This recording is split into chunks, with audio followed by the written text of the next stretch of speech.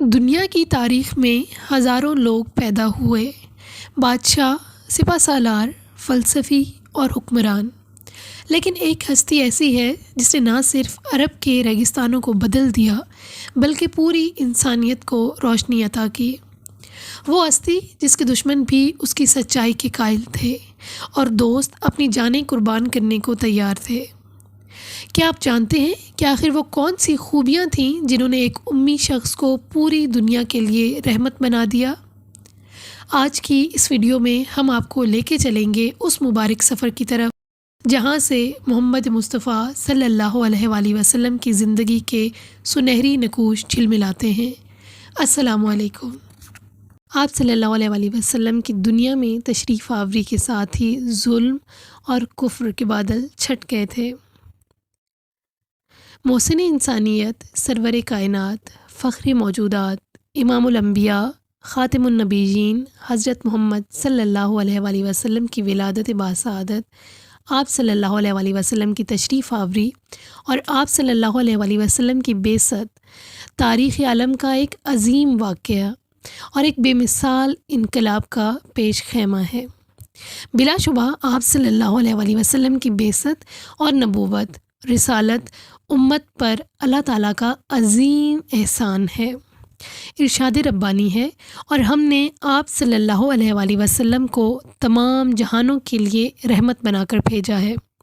نبی کریم صلی اللہ علیہ وآلہ وسلم نے ارشاد فرمایا، میں نبی تھا اور آدم علیہ السلام بھی جسد اور روح میں تھے، یعنی ان کی روح ان کے جسم میں داخل نہیں ہوئی تھی، اس وقت بھی میں نبی تھا۔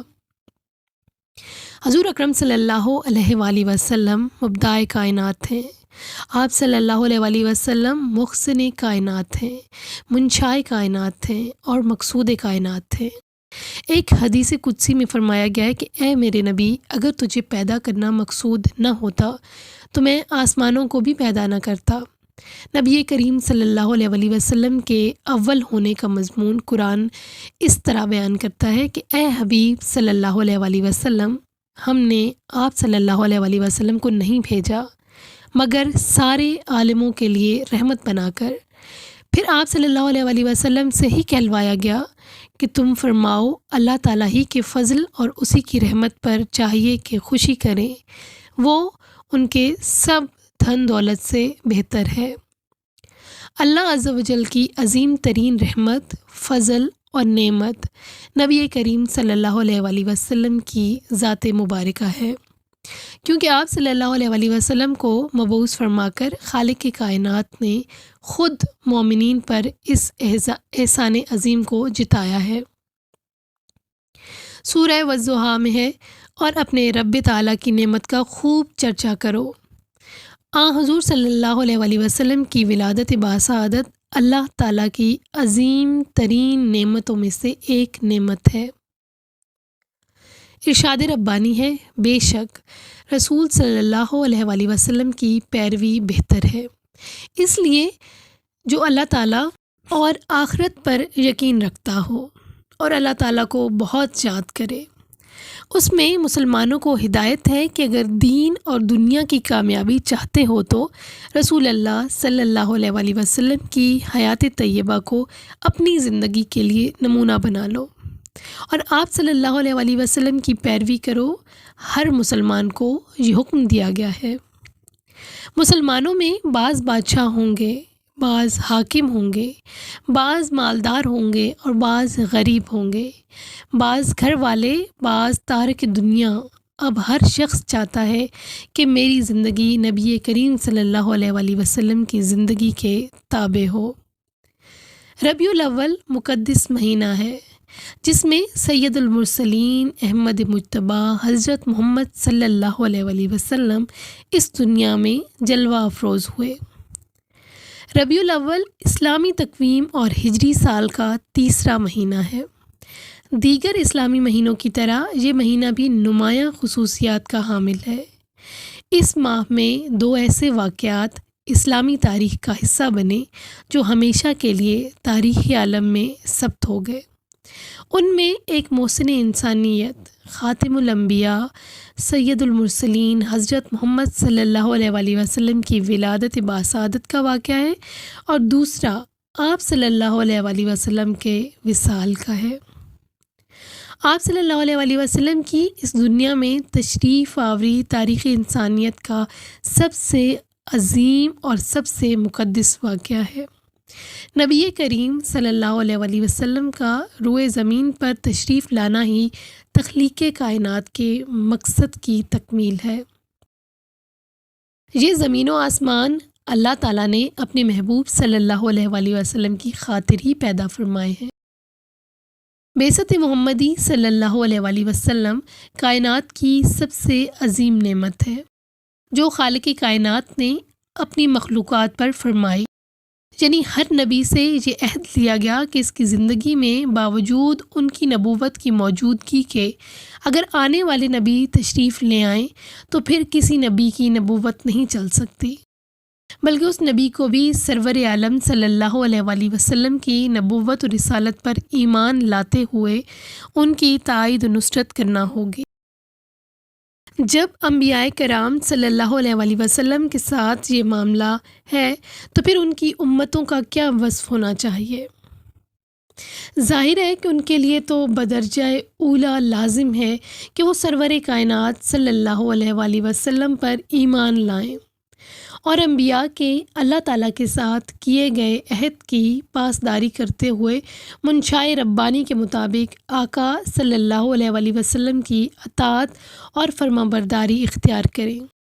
چونکہ ہادی عالم صلی اللہ علیہ وآلہ وسلم کی بعثت مبارکہ کے بعد تمام شریعتیں منسوخ ہو گئیں، قیامت تک کے لیے دستور حیات صرف اور صرف شریعت مصطفی صلی اللہ علیہ وآلہ وسلم قرار پائی۔ جیسا کہ ارشاد باری تعالیٰ ہے، اے محمد صلی اللہ علیہ وآلہ وسلم کہہ دیجئے کہ لوگوں، میں تم سب یعنی پوری انسانیت کی طرف اللہ تعالیٰ کا بھیجا ہوا ہوں، یعنی اس کا رسول صلی اللہ علیہ وآلہ وسلم ہوں۔ وہ جو آسمانوں اور زمین کا بادشاہ ہے، اس کے سوا کوئی معبود نہیں، وہی زندگانی بخشتا ہے اور وہی موت سے ہمکنار کرتا ہے۔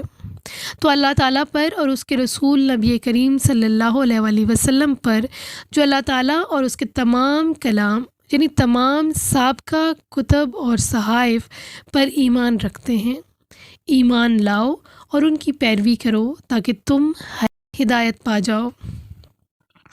یہ اللہ تعالیٰ کا انسانیت پر احسان عظیم ہے کہ رسول اکرم صلی اللہ علیہ وآلہ وسلم کو کسی خاص خطے، کسی خاص قوم یا مخصوص زبان والوں کا نبی بنا کر نہیں بھیجا گیا، بلکہ آپ صلی اللہ علیہ وآلہ وسلم پوری انسانیت کے لیے پیغمبر بنا کر بھیجے گئے۔ آپ صلی اللہ علیہ وآلہ وسلم کے اخلاق کریمہ کا ذکر کرتے ہوئے اللہ تعالیٰ نے ارشاد فرمایا، بے شک آپ صلی اللہ علیہ وآلہ وسلم اخلاق کے بلند مقام پر فائز ہیں۔ یہ ایک مسلمہ حقیقت ہے کہ حضور اقدس صلی اللہ علیہ وآلہ وسلم کی مبارک زندگی قرآن مجید کا عکس ہے۔ ام المومنین حضرت عائشہ صدیقہ رضی اللہ تعالیٰ عنہا سے کسی نے نبی کریم صلی اللہ علیہ وآلہ وسلم کے اخلاق کے بارے میں دریافت کیا تو آپ رضی اللہ تعالیٰ عنہ نے ارشاد فرمایا کہ تم نے قرآن مجید نہیں پڑھا؟ آپ صلی اللہ علیہ وآلہ وسلم کا اخلاق قرآن ہی تو ہے۔ نبی کریم صلی اللہ علیہ وآلہ وسلم نے ارشاد فرمایا، میں حسن اخلاق کی تکمیل کے لیے مبعوث کیا گیا ہوں۔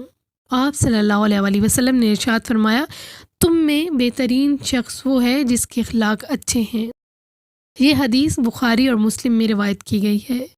نبی کریم صلی اللہ علیہ وآلہ وسلم کی شفقت، محبت، ہمدردی، صبر، تحمل، برداشت، بردباری، نرمی بھری خیر خواہانہ جدوجہد جو صعوبتوں اور مشکلات کے درمیان رہی، ان کا نتیجہ یہ نکلا کہ وہ انسان جن کی تاریخ مورخین نے انتہائی بھیانک لکھی تھی، ان کی تاریخ نبی کریم صلی اللہ علیہ وآلہ وسلم کی 23 سالہ مسلسل جدوجہد کے نتیجے میں انتہائی تابناک بن گئی۔